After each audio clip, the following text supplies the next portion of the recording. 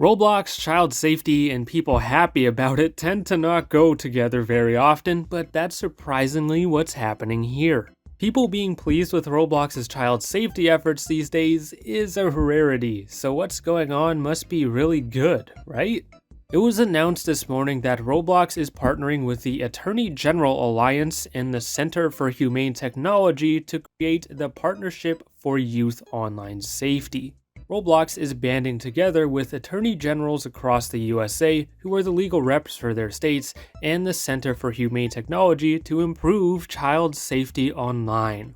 A news release provided by the AGA lists Roblox as one of the founding partners and the first industry partner in this initiative. The Partnership for Youth Online Safety aims to set standards on how to best keep kids safe online by working with parents and governments and through innovating with new tech. What those new measures are or will be aren't specified, probably because this is brand new, but by the sounds of things, they'll work together to keep kids safer on the internet. Nothing is mentioned about how it could affect Roblox either, although you'd assume Roblox would change stuff based on whatever these partners agree upon. Nothing much else of note is said in this brief article released on PR Newswire, unless you find Bazooki talking about how they have innovative safety measures again interesting.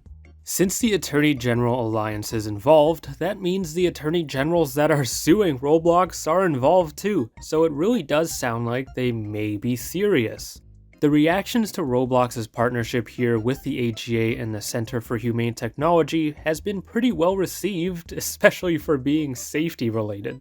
A lot of people are praising this as possibly Roblox's biggest and strongest step in improving child safety on their platform and the internet too. There's a shocking amount of optimism over this, and it's not just because of Roblox's history of questionable moderation, it's because this sounds like something pretty good.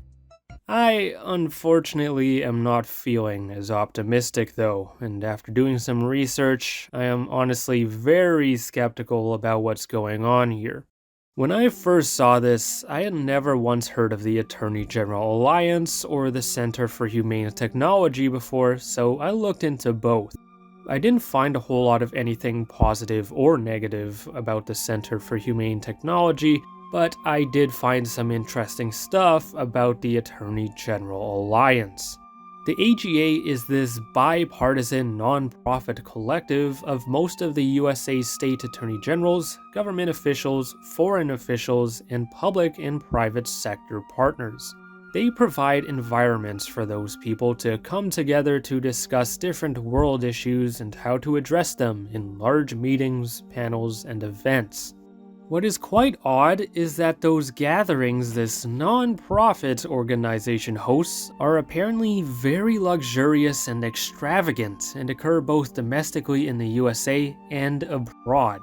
Now, you may be wondering how a non-profit that's supposed to be aiming to fix big issues can afford these grand events in places like Hawaii and Qatar. Well, apparently the majority of the AGA's funding comes from lobbyists and corporate sponsorships, even from those that may be getting sued by an attorney general. CBS News called the AGA a private club that corporations and lobbyist organizations pay tens of thousands of dollars to belong to that gets them access to extravagant events. At those events, the corporations and lobbyists schmooze the individuals who have sole discretion over whether to sue, settle, or investigate them. That claims that the Attorney General Alliance acts as a conduit for lobbyists and corporations to influence attorney generals and other officials with things like money and luxury. CBS says the AGA had a conference at a luxurious Hawaiian resort in 2021 that was basically free for all the attendees. They say it was complement of taxpayers and corporate sponsors, some coming from companies that were being sued by some of the attorney generals in attendance. There have been many reports of other AGA events going on in extremely prestigious places that you wouldn't think a noble nonprofit would want to sink money into. CBS also said that around 70% of the Attorney General Alliance's funding came from corporate sponsors in 2021. By the looks of things, the Attorney General Alliance isn't exactly just a non-profit bipartisan organization aiming to discuss and prevent various world issues. It sounds like a way for government officials to collect money from lobbyists and corporations who may be trying to get those officials on their side. So here we have Roblox, a company that has had extreme troubles with protecting children and who we know works with lobbyists. A group including people suing Roblox for child safety failures that takes in lobbyist and corporate money is partnering with Roblox, who works with lobbyists, to improve child safety. Roblox is a founding partner for an online child safety initiative that includes people trying to sue Roblox for their failure to protect kids. Do y'all see why I'm a bit skeptical about all of this, and why others are also starting to question this partnership for youth online safety?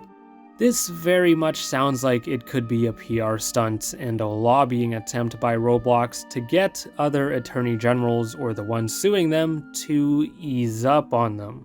There is a very strong chance Roblox is donating tons of money to the AGA to do this, not just as a strong way to protect kids, but to influence attorney generals to side with them.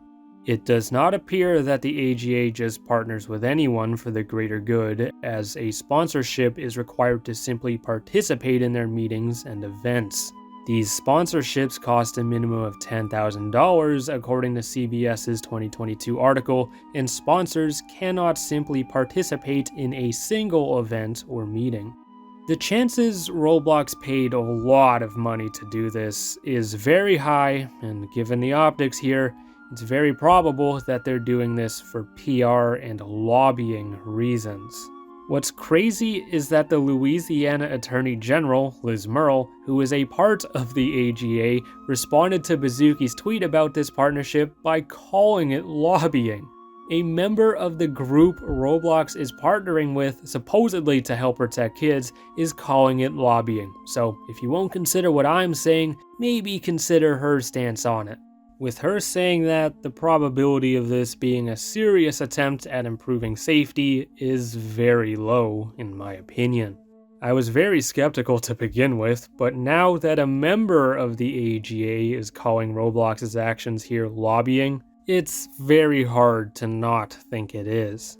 Now, there is a chance this partnership for youth online safety thing actually results in some good and isn't just a zero-impact PR and lobbying move. This thing is brand new, so we've obviously not seen anything come out of it yet, and may not for a while, if we ever do. Honestly, I want to believe Roblox has realized their massive mistakes and is at least trying to make up for them, but it doesn't sound like that's the case here. Roblox's actions here sadly sound like another PR and lobbying stunt, and that's not only me thinking that, it's a member of the Attorney General Alliance too. Thank you for watching, and don't forget to like, comment, subscribe down below.